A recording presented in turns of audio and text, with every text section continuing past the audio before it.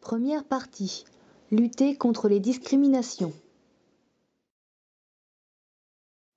Attention, certaines scènes peuvent heurter la sensibilité des plus jeunes. Aujourd'hui, c'est l'Assemblée départementale de l'APF. Vous avez fait le choix de parler de la lutte contre les discriminations. Est-ce que vous pouvez d'abord vous présenter? Je m'appelle Ludovic Goyec. Je suis adhérent depuis 2006 et je fais partie du conseil départemental. Pourquoi vous avez fait le choix de parler de la lutte contre les discriminations? Parce que le handicap, c'est la première cause de discrimination. Quand on est en situation de handicap, on se sent en otage. Alors lutter contre les discriminations, c'est bien ça, hein? Mais elle fait quoi l'APF? Ouais. On fait des sensibilisations au handicap dans les mairies, les écoles. Il y a eu 12 interventions, plus de 300 personnes sensibilisées. Ouais, pas mal.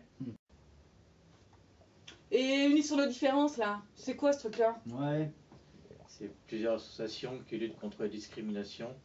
Ces temps forts, il y a eu l'exposition beauté et handicap pour le regard des femmes handicapées. Et pour l'accès à l'emploi, qu'est-ce que vous faites? On participe à l'organisation de la semaine pour l'emploi, coordination de la partie handicap du forum emploi organisé par Laval Agglomération. Et quoi d'autre? Pour l'accès à la culture, on a participé au colloque Agir et s'engager contre les discriminations. On a adhéré à l'association Culture du Cœur. Ouais. Et l'accessibilité là? Vous en parlez jamais à l'association? C'est pas moi. Bah c'est qui? Quoi? Je vais pas vous le dire. Bah bien sûr que tu vas nous le dire! Je sais pas. Dépêche-toi de nous dire ça!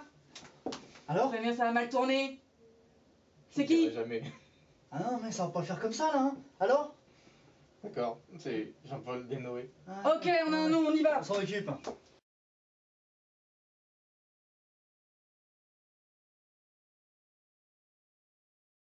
Alors, qu'est-ce qui se passe en Mayenne pour l'accessibilité?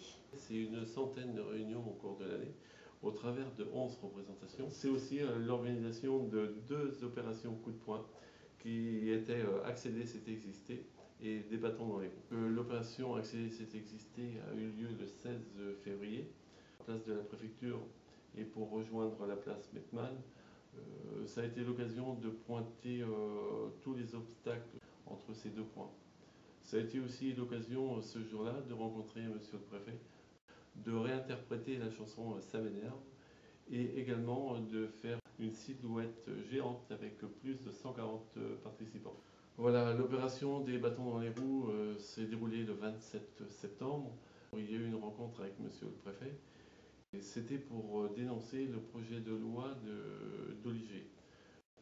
Sans doute que nous avons bien travaillé ce jour-là, puisque le projet de loi a été retiré, notamment le premier article qui prévoyait ces dérogations dans le neuf. Et vous, en tant que référent accessibilité, qu'est-ce que vous mettez en place?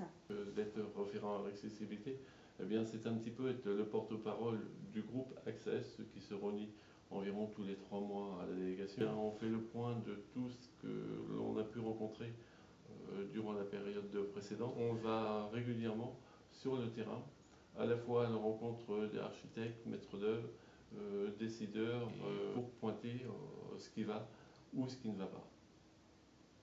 D'accord, bah merci beaucoup pour ces explications, Jean-Paul Desnoé. Je vous en prie.